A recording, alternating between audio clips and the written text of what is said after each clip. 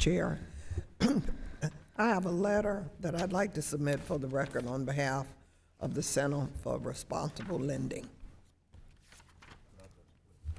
Without objections.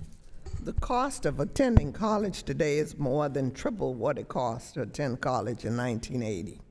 The declining value of the Pell Grant, the bedrock of our financial aid system, has also increased the burden for students and families.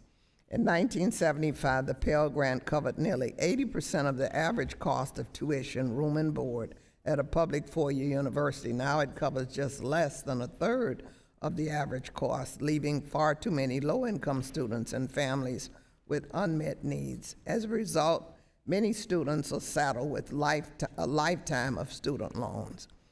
Mr. Gadkari, recent studies have shown that disparities in student loan debt are deeply rooted in racial wealth disparities. According to data collected by the National Center for Education Statistics, Black college graduates owe an average of $25,000 more in student loan debt than white college graduates. Some of my colleagues across the aisle have framed these disparities as simply a result of unnecessary borrowing and a lack of limits on borrowing. While Black, Latino, and low-income students often lack the resources to pay for college courses, mean that these students need to borrow more to access higher education.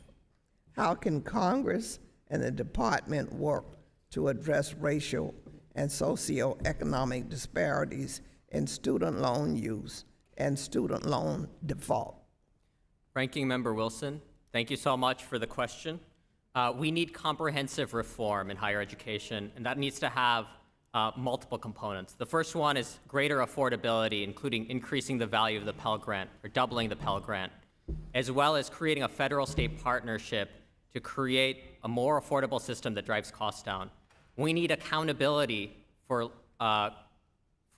career education programs that generate a lot of debt but don't generate an increase in earnings. We need to promote college completion with evidence-based reforms. We need to fix the student loan servicing system, including through many of the targeted fixes that we're talking about during this hearing today. And we need to make sure that students have consistent and clear information about the grants, loans, and student aid options that are available to them.